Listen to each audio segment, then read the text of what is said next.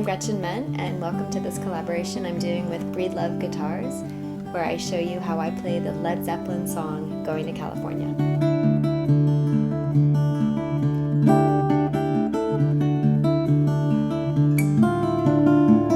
I had the obvious excuse to learn the song because I play in Zeppelin, but I think it's worthwhile to learn from great musicians for any reason. It's a great way to expand your musical vocabulary and to introduce yourself to new techniques.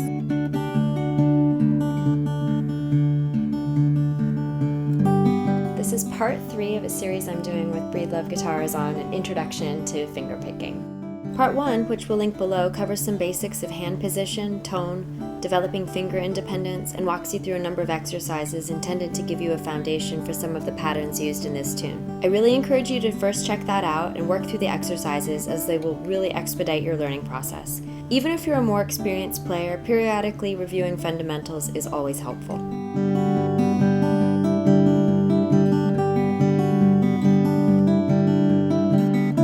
So for anyone and everyone joining me here, it is an honor and a privilege to share this music with you. I hope this video will be helpful, and I wish you all the patience and all of the tenacity to take the time to learn and really internalize this beautiful piece of music.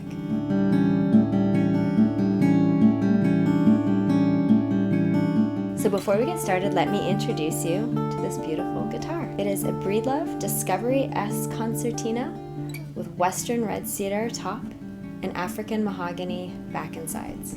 Breedlove instruments are excellent for finger picking. To be sure, they sound great with the pick as well, but they're really responsive to the gentler touch of the fingers. This one has a 25-inch scale, and it's a very compact body, so it's very friendly for travel, it's very comfortable to play, and it has really lovely defined trebles and lots of projection. I'll be using the traditional way of referring both to the fretting hand and picking hand fingers and fingerings. So what that means is, for the fretting hand, it'll be first, second, third, and fourth finger. And for the picking hand, it'll be P for thumb, I for index, M for middle, and A for ring. I'll be going through each section in this format, demonstrating it slowly, then breaking it down for you once while also having the notation and tablature on the screen for each section, and then demonstrating it closer to at tempo. This means we'll be moving quickly without a lot of built-in repetition.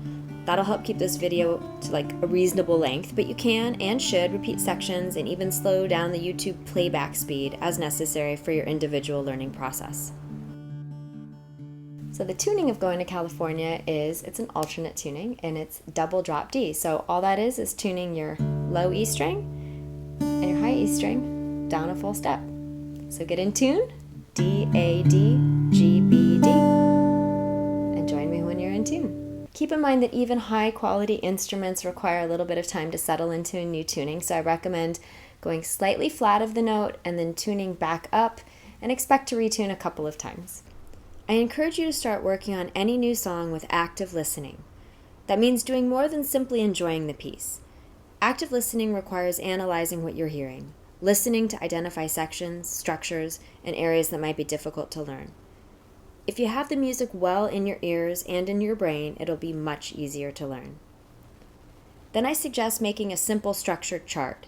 This is a plain language description of the sections of the tune and requires no music theory. Here's how I'd do one for Going to California. How I play the song is a little bit of a departure from how I usually approach Jimmy Page's parts. I typically try to be really, really faithful to the recordings, and then I'll add little elements here and there from live performances, and I really try to keep any improvisations solidly within the Led Zeppelin universe. The studio version of this particular song has layers of guitars, which presents a challenge in determining how to go about playing it on one guitar. One approach would be to pick out and learn a single guitar track, which yields the further transcription challenge of deciphering individual parts when they overlap and intertwine and have similar tones, and then also selecting which part is most essential. Or one could approximate the multiple layers and pick out the parts most apparent in any given moment, which leads to a lot of variations throughout. Or you could analyze what Jimmy did on various live versions. I settled on a bit of a combination. I decided to stick to clear parts because this is primarily a song about the vocals. My role here is to support the story, not step on it or get in the way with too much variation. I'm the sole support for the vocal and mandolin, and I wanted to give my bandmates a solid foundation. What I'm going to show you here in this video is my own adaptation, definitely based around some Jimmy Page study and lots of listening, but it's what I settled on that I thought was going to help translate the song best in the live environment. Now, if your goal is to learn the various guitar parts exactly as recorded, this isn't really what I'm doing here, but it still might give you a good head start. So if that is what your goal is, I would say we could start here, you can get some of the basics together, and then just start making additions and adjustments based on what you hear and the parts that you want to be playing. So here's a preparatory exercise. This song is so much about the picking hand, and specifically this style of picking called Travis picking. It involves a moving thumb to get different bass notes. And while we can't do a deep dive into it here, I can give you at least one exercise to get you going so you can start feeling what it is like to be skipping around between bass strings.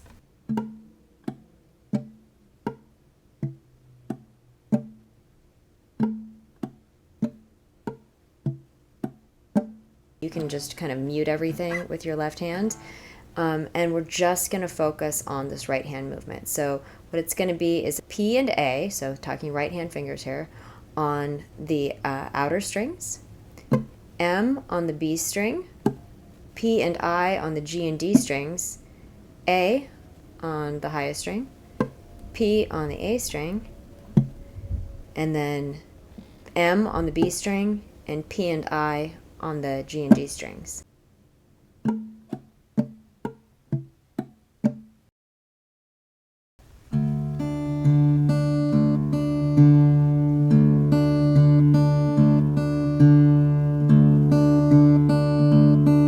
So the introduction is the easiest part. It's all open strings, specifically all Ds. Low D with P, high D with A, middle D with P, high D with A, low D with P, high D with A, and then middle D with P. So it's just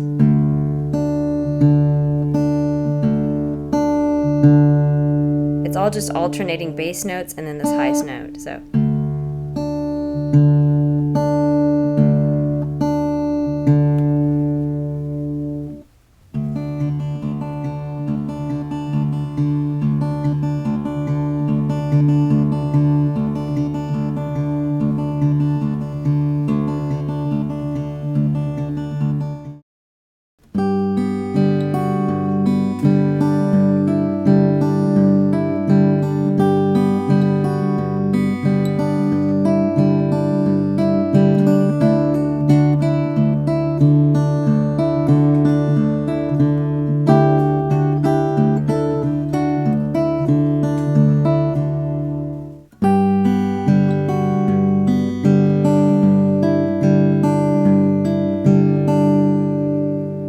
So what that is the lowest and highest strings at the 5th fret with your 2nd and 3rd fingers of your fretting hand, and P and A of your picking hand.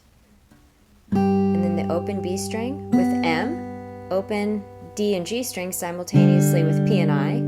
Then the top string you're going to go down to the 4th fret and then hit that with A.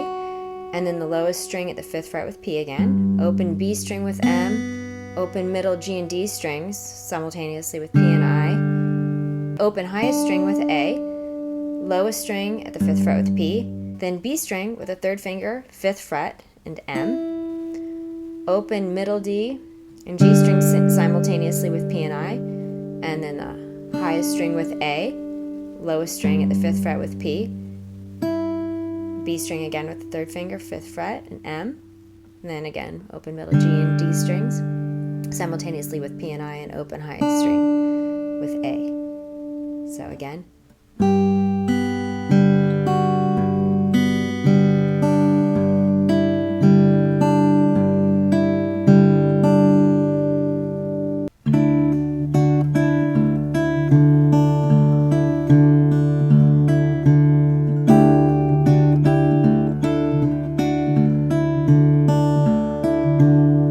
Third finger is going to be on the 7th fret of the G string and your first finger on the 5th fret of the B string, and then you're going to hit those with M and I and the open lowest string with P. And then you're going to hammer on to the B string on the 7th fret with your 4th finger, and then you're going to hit the open D with your thumb with P, And then the G and B strings at the 7th fret, fretting them with the 3 and 4 and with P, I, and M.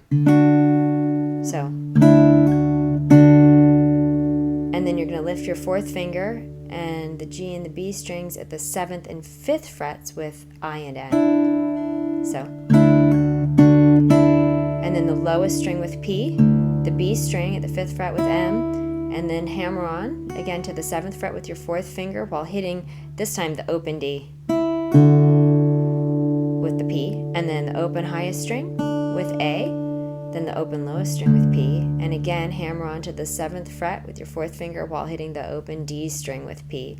And then you're going to hit the open lowest string with P, the G string at the 7th fret with your 3rd finger, and you're going to bar the top 2 strings with your 1st finger, I, M, and A. And hammer onto the B string from the 5th to the 7th fret, and then the open D string with the G and B strings at the 7th fret, so, and then the G string at the 7th fret, and the top 2 strings barred at the 5th, and that's with I, M, and A.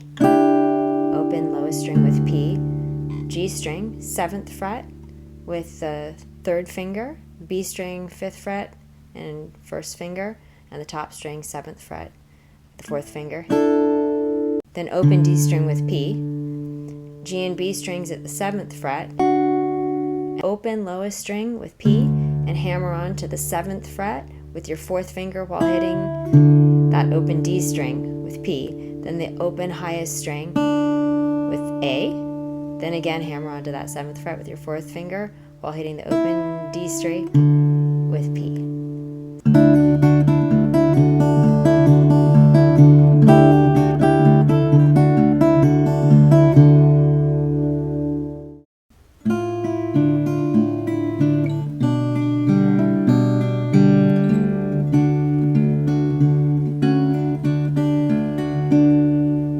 So we're going to be using this chord shape. It's a little bit of a stretch, but you're not there for very long. So 4th finger on the 7th fret of the G string, 2nd finger on the 5th fret of the B string, and then the 1st finger on the 3rd fret of that highest string. And then the right hand pattern, it's going to be that same picking pattern, that Travis picking pattern, that little introductory exercise, but the first bass note's going to be on the A string. P and A simultaneously on the open A string and the highest string, M on the B string, P on the open D, and I on the G string simultaneously. Then the highest string again with A, the open A string with P, the B string with M, and then the open D and G strings with P and I. So then we're going to move to this chord shape. So on the A string, the 2nd fret with your 1st finger, then you're going to have the open D string, open G string, B string with the 3rd finger at the 3rd fret, and the open highest string. And then we'll apply that same right hand pattern. P and A, M, I, and then when we get back to A, we're going to now fret the top string at the 2nd fret and pull off to the open string right when the bass note hits.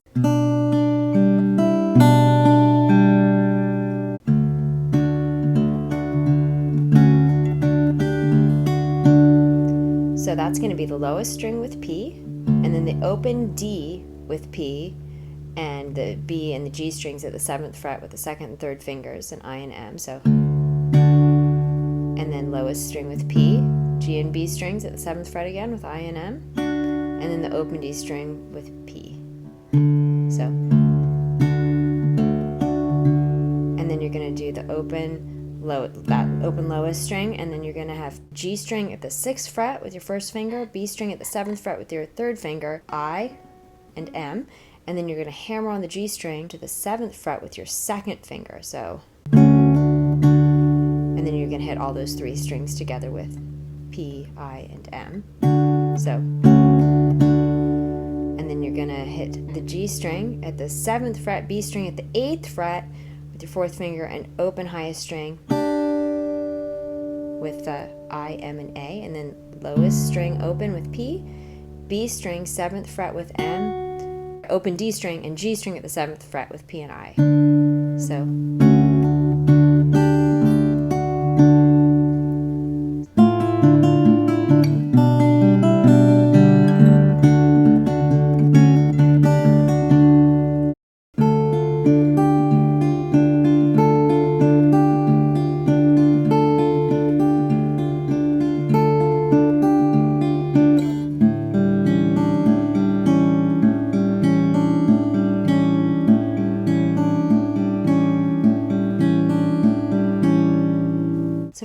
it's going to be almost exclusively that same picking pattern we've been working on with only one added note. So the first chord is going to be here in the 5th position, and it's going to be the open D string, the G string at the 7th fret with the 3rd finger, the B string at the 6th fret with the 2nd finger, and the highest string going back and forth between the 7th fret and the 5th fret, so using the 4th finger and the 1st finger respectively. And the only tiny added detail is the last note of the measure is on the B string with M.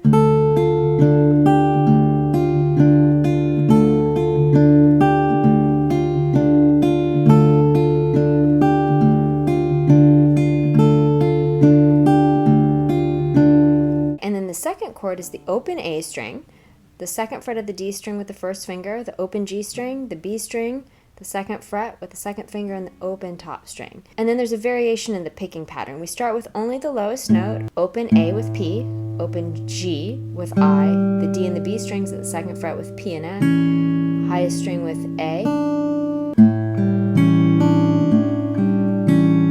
and then that's again just going through the pattern. So P, I, and then M and P.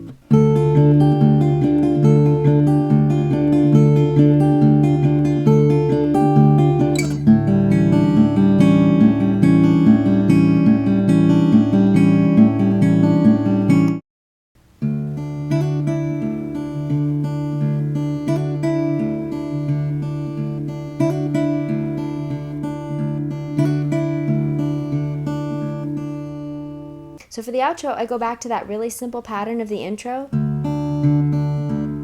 just with those open D strings, maybe about 8 cycles. A lot of times I just wait and kind of feel it with the vocal. And then I add a little variation that is something that I heard in the recording. The lowest string with P, the highest string with A, the middle string with P, and the G string at the 7th fret with your 3rd finger, the B string at the 5th fret with your 1st finger, and a quick hammer on to the 7th fret with your 4th finger, M and I, then the G and B strings at the 7th and 5th fret, respectively, with I and M, and then the lowest string with P, the highest string with A, the middle string with P, the highest string with A. So at full tempo.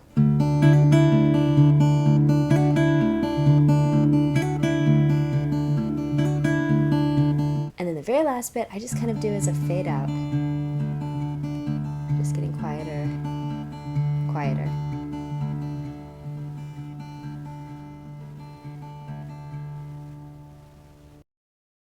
Take your time and stay patient with yourself.